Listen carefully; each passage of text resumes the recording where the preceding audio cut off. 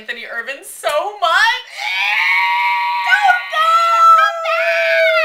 Come back and hang out with us. We once said, Anthony Ervin, just hang out with us. And then it happened. A fairy godmother flew over from Williamsburg, Brooklyn. Her name is Emily.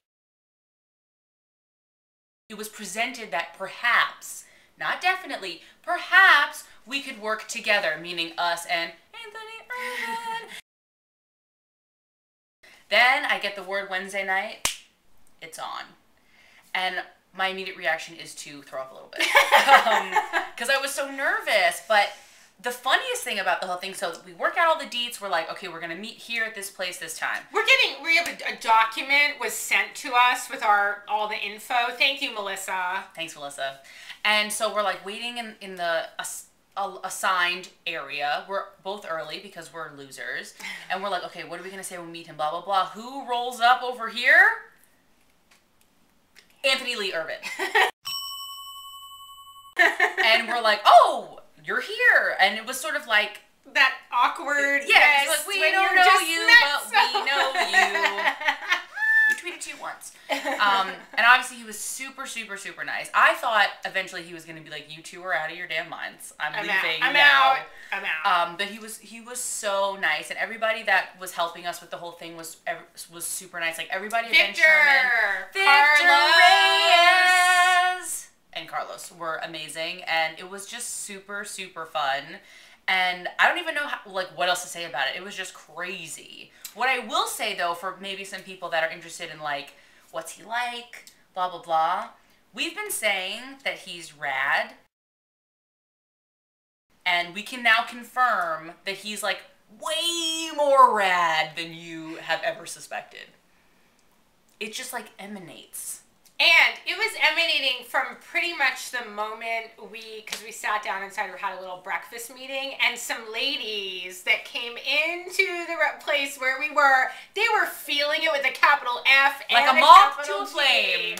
Yes. They were one lady was more chill than the other. The second lady, she could not resist the power of the American flag, American Apparel jean jacket. So we had a little fan incident, not our fan, his fan, and then we went to Ben Sherman. When we were in the store, we spied with our little eyes the jacket that he I will say this. I'm going to take a little credit for that, because when we walked in, he was very like, I have no idea what I want to wear. I don't know what size I am. What are we doing? And I went, I like that jacket. He's obviously like rock and roll, alternative, different. I'm like, you got to stand out. And I very gently suggested that we go that route. Of course, we tried on some other things. Everything looked great. The black suit looked great, but we all agreed that everyone was going to be wearing black, so we had to go with something a little different. The black shirt with the maroon looked a little like too like slick in a curl, like you're trying to be cool. But then the other one, and I will say, with respect to Anthony Ervin, I suggested, me and Troy, the stylist that was there, suggested a skinny tie, but I think that he made the correct choice to do a bow tie. At first I was iffy on it, but then seeing the final product, do you remember what the 3-word instructions were? It was like loop, swoop, and pull. So we get the suit, and then we all pile into a van. A black Guess SUV. who got to sit next to him? Me. Partially because I didn't want to sit in the back, and also because I was like, I'm sitting next to Anthony Ervin in a van. Like, that's just going to happen in your life. And it was the whole time we were driving, I kept being like, this is crazy. And he was just like, oh, what's crazy? And I'm like, you're next to me. And I have to say, I think my initial, like, nervousness had gone away, but it kind of, like, flared up again. And I started talking a little crazy talk about conspiracy theories. He was very sweet about it. He was very sweet. And then, because we've been talking about some pumpkins related things at the breakfast, so he throws down the following, which he's like, oh, so he's like, if you were on Netphoria, then you must have been obsessed with such and such. And I was like, like, you know, you would only understand if you're like a Uber Smashing Pumpkins fan. We go to Tomcat's Barbershop in Brooklyn. Where the hipster, this was like the temple of Uber hipsters. Yes. There was no smiling. There was no irony. There was beer. There was PBR. But anyway, so he gets his haircut, and he did like the very old-fashioned shave, which I thought was pretty cool and looked quite luxurious. And then we did that bit, and then parting with such sweet sorrow. And yeah, we did that a couple times because you can see in the version that's on YouTube, a guy comes out of a door. It's like really quick, but we had to like repeat that once or twice.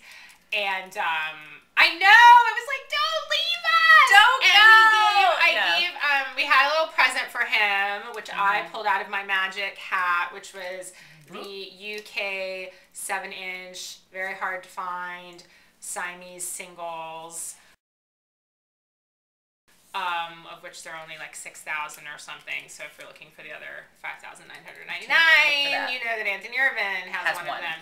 And at first, I don't think he like really understood what it was. Yeah. He's like, "What's in this sparkly purple bag?" Like, I'm confused. And he was also sort of like, "Oh, you didn't have to do that." And it was like, "No, really, it's the least we could do." Yeah. When Eve explained what it was, you can see at the end of the video that I watch every day, to believe that it really happened. He gets really excited. He's like, "Oh, like thank you," like a real like from the heart. I mean, that's the thing. When after the credits, you cut to me and I'm standing there doing this little like happy face. She's really proud of herself, and I'm like, I'm just riding with this one. I don't know what this is.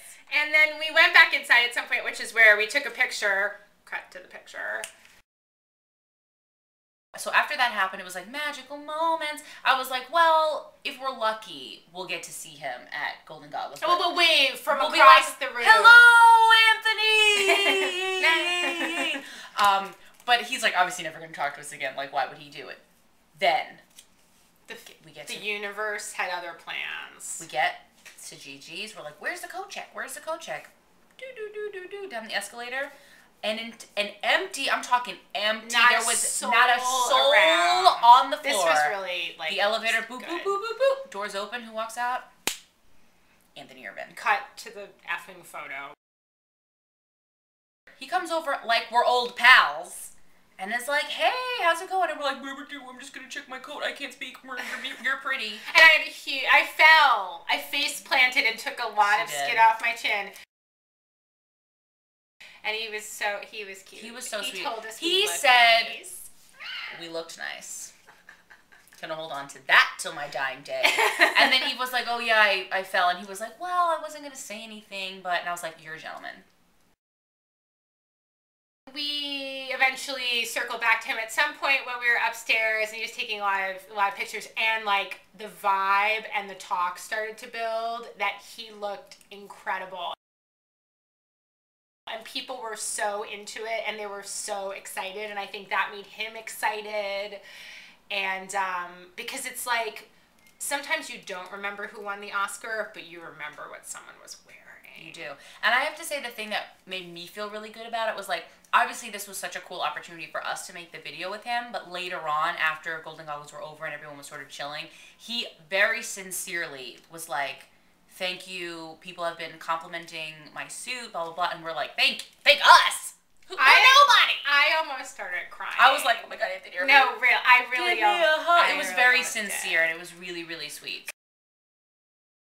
He was loving. He was feeling the love, and that made me really and happy. We parted ways once again at the end of the evening. This was like so epic, and it was like, we'll go into some other stuff, but it was like we shut the Marriott down. If you've ever been in the Marriott Marquis, the lobby is on the 8th floor, and there's, it's all marble, and we sort of walked to the elevator bank, and him and Emily, who came with him, sat with him at the event, and they had some exchange or something, and he sort of gets on the elevator and is holding the doors with his hands, and we're all like, and then I was like, he steps in. I know, it was like, and then the doors close. Oh, God. And he was gone. Ah! It was so epic. So hard. Can I talk some real talk for a second? Talk some real talk. I mean, I'm talking real talk. Talk the real talk, girl. I might have gone back and read Anthony's entire Twitter feed, which isn't, and his very first tweet from the end of 2010 is to swim or not to swim. That is the question. I'm glad he started swimming because he was like working out whatever needed to be done and wanted to come back and like, but obviously if he hadn't started swimming competitively again, like we never would have gotten to be in such close proximity to his awesomeness. Basically, like you're never gonna get rid of us. No. We're ride or die. You can try. You can ignore our tweets, but don't. But we are so. It's so yeah, and like awesome. stop calling it a comeback because he's been here for